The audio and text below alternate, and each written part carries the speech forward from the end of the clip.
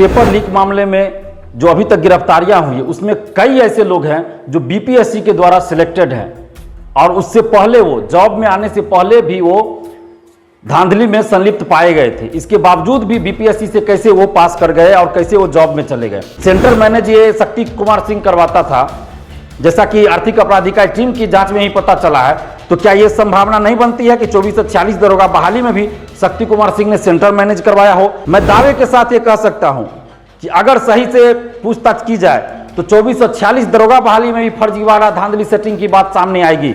53 से 55वीं हो, 56 से 59वीं हो, 64वीं बीपीएससी हो, सब में धांधली सेटिंग की बात सामने आ जाएगी। नमस्कार, आप देख रहे हैं NBC 24। मैं हूं आदेशपुरी। बीपीएससी 67वीं पेपर लीक मामले में हिरासत में लिए गए हैं बिहार सशस्त्र पुलिस बल के 14 बटालियन नंबर 14 के डीएसपी रंजीत कुमार रजक।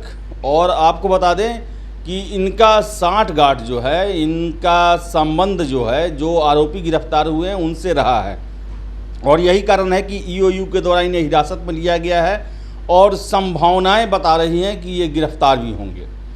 आपको बता दें कि जो सेटिंग का खेल चल रहा है बिहार के प्रतियोगी परीक्षाओं में, उसको लेकर छात्र नेता दिलीप ने ये मांग किया है कि ईओयू जो है इन लोगों से दरोगा परीक्षा और बीपीएससी के पहले हुई परीक्षाओं से संबंधित प्रश्न पूछे और उसमें भी पता लगाया जाए कि क्या उसमें भी धांधली या खेल किया गया है।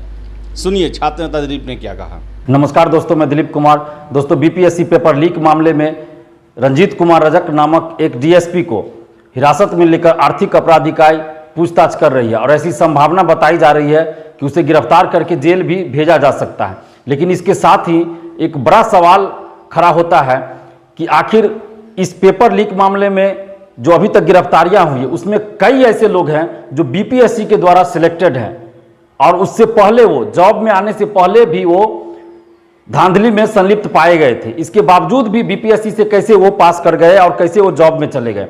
ये रंजीत कुमार रजक 2012 में बीएसएससी द्वारा आयोजित जेईई की परीक्षा में धांधली सेटिंग में संलिप्त पाया गया था। इस पे चार्जशीट भी दाखिल हुआ था, एफआईआर में नाम भी था। इसके बावजूद 53 से 55वीं बीपीएससी पास करके ये डीएसपी के पद पे जॉब कर रहा था। आखिर ये खुद 53 से 55वीं परीक्षा पास किया था या सेटिंग करवाया था उसमें?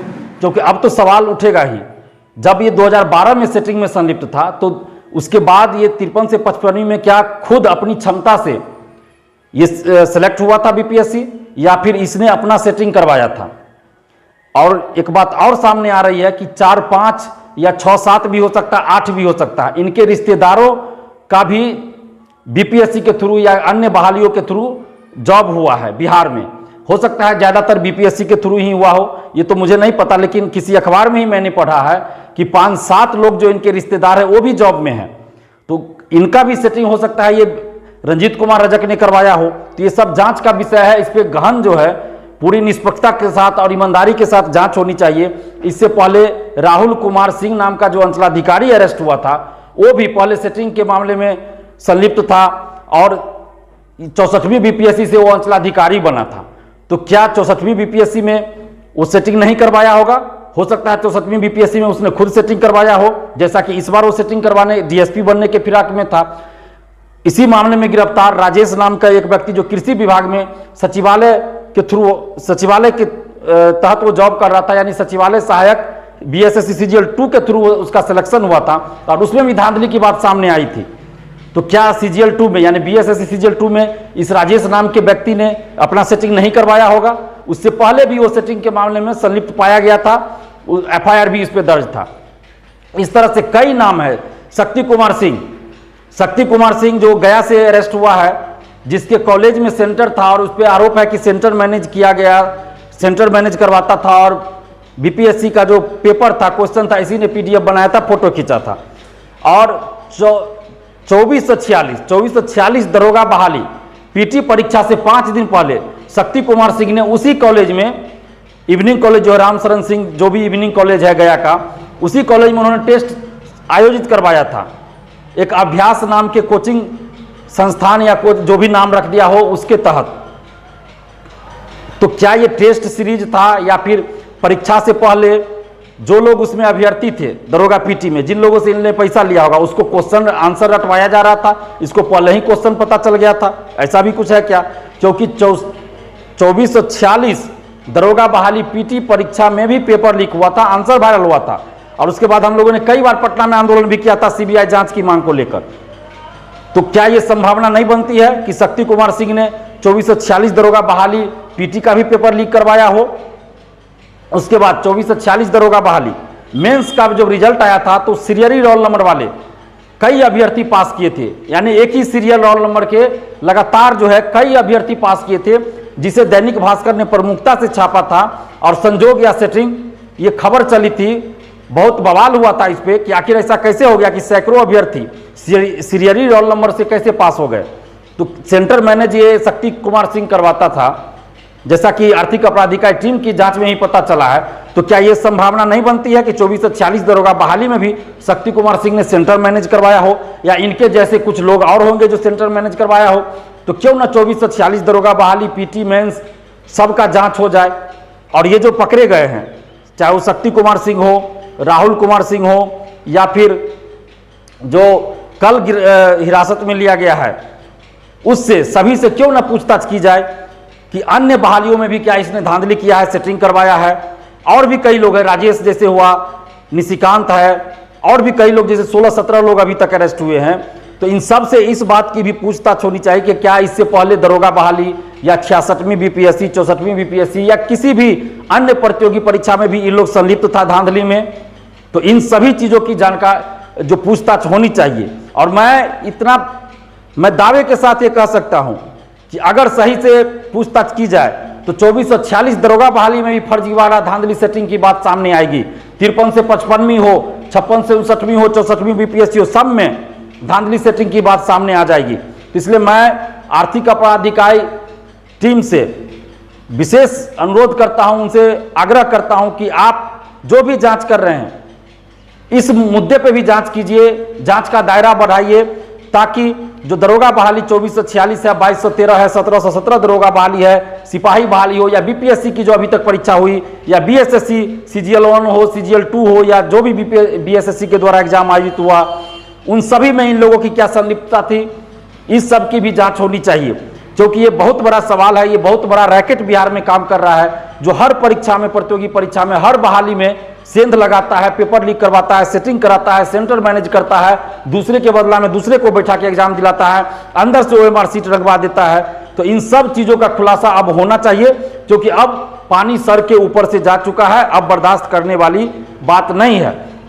तो इसलिए जांच का दायरा बढ़ना चाहिए। सिर्फ बीपीएससी पेपर लीक, 67वीं बीपीएससी पेपर लीक तक ही दायरा नहीं रहना चाहिए सीमित, इसका दायरा बढ़ना चाहिए कि इन लोगों ने क्या 2446 दरोगा बहाली या 2213 या फिर 1717 दरोगा बहाली में भी क्या सेटिंग धांधली पेपर लीक में संलिप्त था, या इसका कोई गैंग संलिप्त था, या इसका कोई करीबी संलिप्त था। इन सब चीज़ों की पूछताछ होनी चाहिए। इससे पहले जो भी बीपीएससी की परीक्षा हुई, चाहे 66वीं हो या 53 से 55वीं, 64वीं, जो भी हो, सबकी पूछताछ होनी चाहिए कि क्या इन लोगों की कोई संलिप्तता थी उसमें, जांच में, ये धांधली में, सेटिंग में। और खासकर 64वीं बीपीएससी की तो जांच होनी ही चाहिए, और 66वीं पीटी का भी पेपर लीक था। तो इसलिए गहन पूछताछ होनी चाहिए, जांच होनी चाहिए। और आर्थिक अपराध इकाई की टीम से हम विशेष आग्रह करेंगे, अनुरोध करेंगे कि जब आप यहाँ तक जांच को ला दिए हैं कि एक डीएसपी को भी आप अरेस्ट कर लिए हैं, अब तो जांच का दायरा बढ़ाइए, और इसमें बड़ा से बड़ा अफसर, बड़ा से बड़ा नेता शामिल हो तो उसको भी पकड़िए, उसको भी मत छोड़िए, पुख्ता सबूत के साथ जरूर उसे पकड़िए और सजा दिलवाइए। क्योंकि आप पे, आपकी जांच पे बिहार के करोड़ों युवाओं का जो है भविष्य टिका हुआ है, क्योंकि ये करोड़ों युवाओं के भविष्य के साथ ये लोग खिलवाड़ कर रहे थे। और ये अचानक से नहीं हुआ है, ये काफी लंबे समय से, ये लोग 8-10 साल से इस तरह का गैंग बिहार में काम कर रहा है, और 8-10 साल से ये लोग बिहार के करोड़ों युवाओं के भविष्य के साथ खिलवाड़ कर रहे हैं।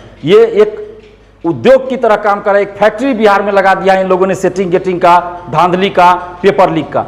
तो इस फैक्ट्री को खत्म करना है, इसलिए आर्थिक अपराध इकाई की टीम जो जांच कर रही है, उन पे बिहार के करोड़ों युवाओं का भविष्य अब टिका हुआ है कि आर्थिक अपराध इकाई टीम जांच को किस स्तर तक ले जाती है, और बड़े बड़े नेता, बड़े बड़े अफसर इसमें पकड़े जाते हैं या नहीं। क्योंकि ये जो रंजीत कुमार रजक जो डीएसपी है, उनसे जो पूछताछ की जा रही है, इनके बारे में पता चल रहा है कि ये 1 साल तक 1.5 साल तक घूम रहे थे, इनको ज्वाइनिंग नहीं करवाया जा रहा था, लेकिन राजनीतिक दबाव के चलते, राजनीतिक पैरवी करके, नेताओं से पैरवी करके इन्होंने पोस्टिंग करवाई डीएसपी के पद पर।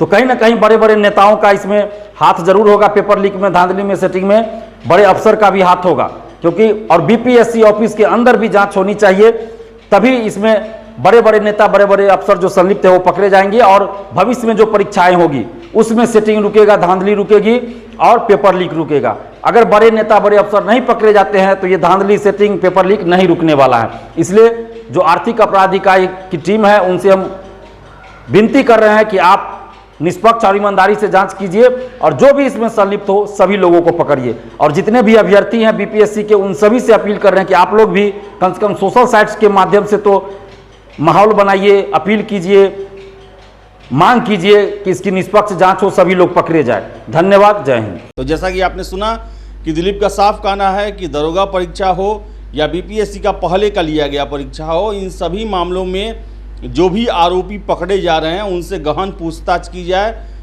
और सारे मामले पर से पर्दा उठाया जाए, क्योंकि करोड़ों छात्र जो हैं वो जुड़े हुए हैं इस जांच से, क्योंकि वो प्रभावित होते हैं इनके द्वारा किए गए कुकर्मों से और सेटिंग गेटिंग से।